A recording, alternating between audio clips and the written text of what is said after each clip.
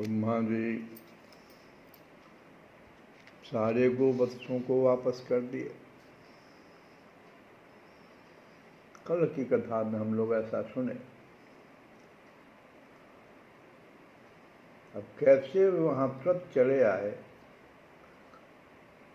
इसमें कुछ भी आश्चर्य नहीं।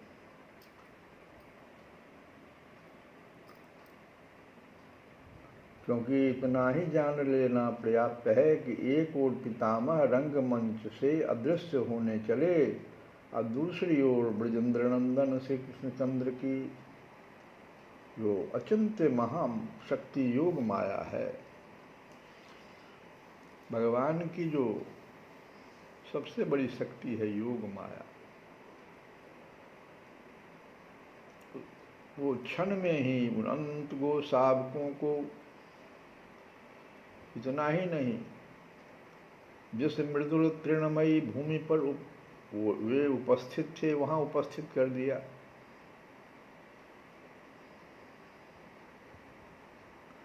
और पहले के समान ही वे वत्स समूह एक वर्ष पूर्व की भांति उस क्षण की मुद्रा, जैसा उस समय में कोई घास लिए हुए है, कोई घास चबा रहा है, कोई चर रहा है, तो जो उस क्षण की मुद्रा थी उसी मुद्रा में एवं स्वभाव में वहां घूमने लग गया। और जो असंख्य गोप शिशु थे वे भी उस यमुना के किनारे उसी प्रकार विराजित कर दिए गए, जिस भाव में जो शिशु जैसे थे। कोई कह रहा है कन्हैया भैया, कोई कह रहा देखो वहाँ कानू आया, वैसा ही सब कुछ। भोजन पात्र जो कमल दल, कमल पत्र आदि से निर्मित हुआ था, वो सब वैसा ही, सब कुछ यथास्थान जैसे का तैसे। ये सब योग माया के कारण हो गया।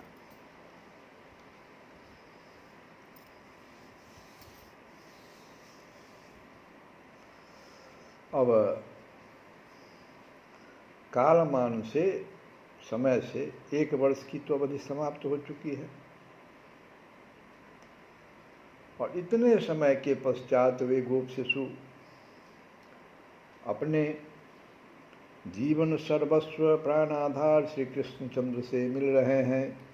बीत्यो यद्यपि बरस एक काल, बिछुड़े सुंदर मोहन लाल, तदपि अर्ध छिन मानत भय। कितना समय उन लोगों के लगा? अर्ध छिन, तदपि अर्ध छिन मानत भय। अद्भुत प्रभु की माया क्षय। कवन कवन माया नहीं भूले, जगत हिंडोरे बड़े झूले। ये कछु माया करे नहीं मोहे, प्रभु की इच्छा करे अति सोहे। किंतु उनके अनुभव का वह आधा क्षण ही, अर्ध छिन, तदपि अर्ध छिन मानस भय। उनके अनुभव का यह आधा क्षण ही उनके समस्त आनंदोच्छ्वास को प्रशमित कर देने के लिए पर्याप्त था। भोजन करते करते बीच में ही उनके प्राणा राम कन्नू भैया का उन्हें छोड़कर चला जाना साधारण घटना नहीं है। यद्यपि निर्निमेष नैनों से वे मानो सतत देख रहे थे अपने कन्हैया भैया को ही, पर पुलिन भोजन के उल्लास का जो स्रोत था वो तो सर्वथा रुद्ध हो चुका था। इसलिए अब इस समय जैसे श्री कृष्णचंद्र उनके समीप आते हैं कि बस प्रत्येक शिशु की धमनी में तरित लहड़ी सी दौड़ जाती है। उनके प्राणों की वह उत्कंठा, नील सुंदर के स्वागत की प्रेमिल त्वरा, उनके रोम रोम से प्रसरित आनंद की वह कल्लोलनी। श्री कृष्णचंद्र तो बहने से लग जाते हैं इसी धारा में। एक साथ समस्त शिशु अपने अपने आसन से उठ पड़ते हैं। किसी ने नील सुंदर के कर पल्लव को अपने हाथ में लिया, एक ने उनकी ग्रीवा में अपनी भुजाएं डाल दी। उसके युग्म करतल विभूषित हैं अन्नग्रास से, मुट्ठियां बंधी है और वह झूल रहा है अपने कन्हैया भैया के कंठदेश में। हाथ में, दोनों हाथ में युग्म युग्म करतल विभूषित है अन्न ग्रास से, दोनों हाथ में अन्न का ग्रास लिए हुए है। इसके बाद वो मुट्ठियां बांध करके और कन्हैया भैया के कंठदेश से झूल रहा है। कुछ शिशुओं ने पीत दुकुल के भिन्न भिन्न अंश धारण कर लिए। कैसे हुआ इसका समाधान बहिर्मुख मन तो पाने से रहा, पर सचमुच हुआ यह कि क्षण मात्र पूर्ण होने से पूर्व ही वे असंख्य शिशु अपने प्राण सखा के श्रीअंगों से जा चिपटे। ये असंख्य शिशु क्षण मात्र पूर्ण होने से पूर्व ही सबको लगा कि हमारे श्रीअंगों से, भगवान के श्रीअंगों से वे जा चिपटे हैं। सब ने स्पर्श पा लिया, प्राणों की प्रथम झलक पूरी कर ली। श्री कृष्णचंद्र भी उनके मध्य में विराजित रहकर स्वयं भी इस अप्रतिम सख्य रस सुधा का, ये सख्य रस सुधा हुआ सखा भाव, तो इस अप्रतिम सख्य रस सुधा का अविराम पान करते हुए झूल रहे हैं। तुमुल आनंद कोलाहल के नाद से निनादित होकर वहाँ की वनस्थली भी झूम रही है। चर अचर स्थावर जंगम सभी स्पंदित हो रहे हैं। और ये जो मिलन सुख का आवेग शांत होने से पूर्व ही कतिपय वयस्क शिशु अतिशय उतावले होकर बोल उठे, अरे भैया कन्नू, तुम भले आए, आशा नहीं थी, पर तुम तो इतनी शीघ्रता से बच्चों को लेकर लौट आए कि क्या कहें। इतने में तोक उनका सखा था वो अतिशय सरस स्वर में कहने लगता है, तो इसीलिए तो मैंने स्वीकृति दी थी। मैं तो जानता ही था कि कन्हैया भैया ने बंसी बजाई और बस तरुश्रेणी की ओट में बिखरे हुए दूर चले गए गोवत्स दौड़कर बाहर आ जाएंगे, मिल जाएंगे, और तब हम लोग कन्हैया भैया के साथ भोजन करेंगे।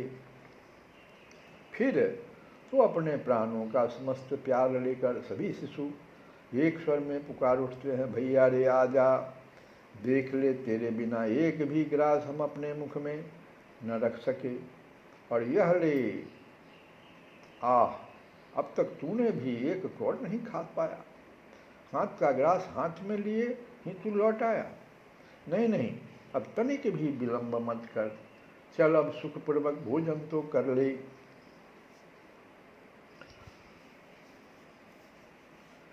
मोहे से तब कहत है बाल,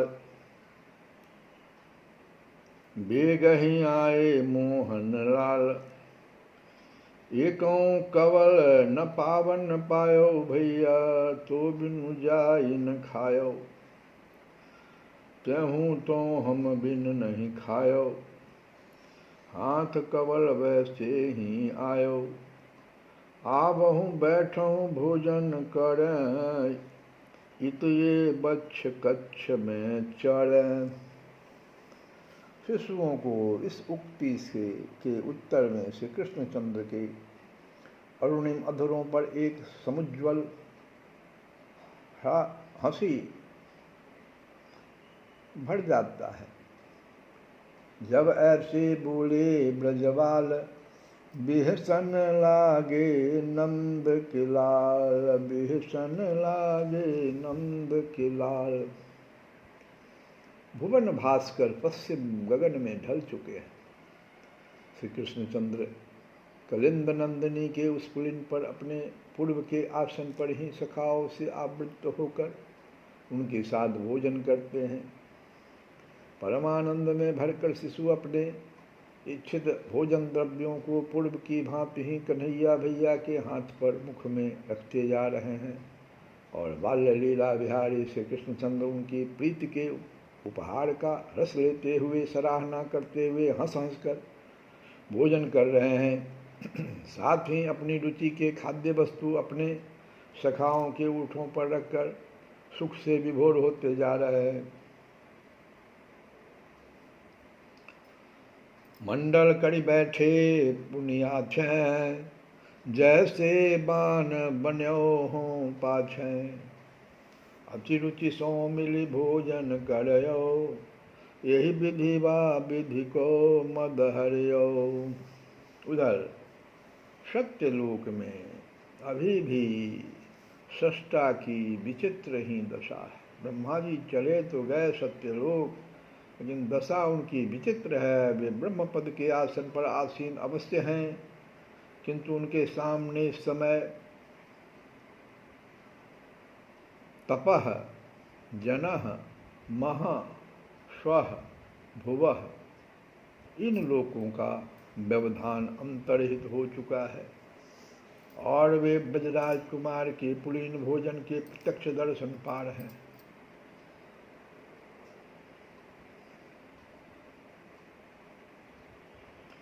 पुनः उनका धैर्य शिथिल हो गया है एवं प्राणों में एक रसमय हाहाकार की लहर सी उठ रही है। आह, कदाचित मेरा कौए का शरीर होता, फिर तो मेरे सौभाग्य की सीमा नहीं रहती। प्रभु ब्रजराज कुमार के अधरामृत से सिक्त ब्रज विस्तृत इन बिखरे हुए अन्न कणों को अपनी चोंच से चयन कर इस सुविमल दिव्याति दिव्य शीथ प्रसाद से, इसको शीथ प्रसाद ही कहते हैं, जो प्रसाद भगवान पाए और जो गिर गया तो उसको दिव्याति दिव्य शीथ प्रसाद से उदर पूर्ति करके मैं कृतार्थ हो जाता। ये ब्रह्मा जी सोच रहे हैं कि अगर आज मैं कौआ होता, कौए का शरीर होता, फिर तो मेरे सौभाग्य की सीमा नहीं रहती। शीथ जु पड़े दही रस भरे, सदन जाई विधि लालच खड़े, काकन भयो फिरयो इत रातो, चुनि चुनि सुंदर सीथन खातो। तो ब्रह्मा जी इस प्रकार से भाव कर रहे हैं। कहाँ से? तो सत्यलोक से ऐसा भाव कर रहे हैं।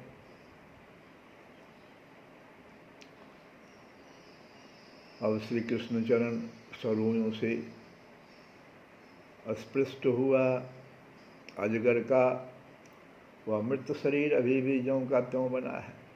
ठीक इस प्रकार मानो आज अभी कुछ समय पूर्व ही अघासुर मोक्ष की लीला संपन्न हुई हो। 1 वर्ष पर्यंत व्यतीत हुए काल की प्रतिक्रिया उस पर भी तनिक सी भी नहीं हुई। योग माया की छाया ने उसे ढककर वैसे ही और विकृत बने रहने दिया। इसी की ओर ब्रजेंद्र नंदन अपने सखाओं का ध्यान आकर्षित करने लगते हैं। वन भोजन के अनंतर वन से ब्रज में लौटते हुए वे जानबूझकर इसी पथ से आए और उस महाविशाल सर्प के मज्जा रक्त पंकिल प्राण शून्य कलेवर की ओर संकेत करके बोले, अरे भैयाओ, मरा हुआ सांप तो वैसे ही पड़ा है, उधर भी पुनः देख भर लो तो सही। फिर तो कतिपय चंचल शिशु उसी ओर छूट पड़े। हर्षात तिरेकवश उच्च स्वर से पुकार उठे, अरे अरे भैया, यह तो हम लोगों के खेल के लिए एक बड़ी ही सुंदर गुफा बन गई है। खेला गह्वरम इदम जातमिति। किंतु अब संध्या के किंचित रक्ताभश्याम परिधान की आभा वन प्रांतरों में आकाश में परिव्याप्त हो चुकी थी। कौतुक का अब समय जो नहीं रहा था। साथ ही अजगर के चर्म को दिखाने का उद्देश्य तो था ही बस इतना कि अतीत का संस्मरण मात्र उद्बुद्ध हो जाए, वह हो चुका। अतएव श्री कृष्णचंद्र उन शिशुओं को निवारण कर झूमते हुए आगे ही बढ़ते चले गए। वे ब्रज की ओर ही अग्रसर होने लगे। चले घरनी अजगर ही दरसते,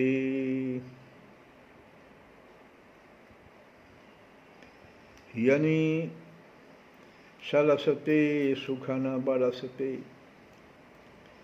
गृह कहूँ चले बाल लिए साथा, अजगर चर्म दिखावत ना था। श्री कृष्ण गोविंद हरे मूर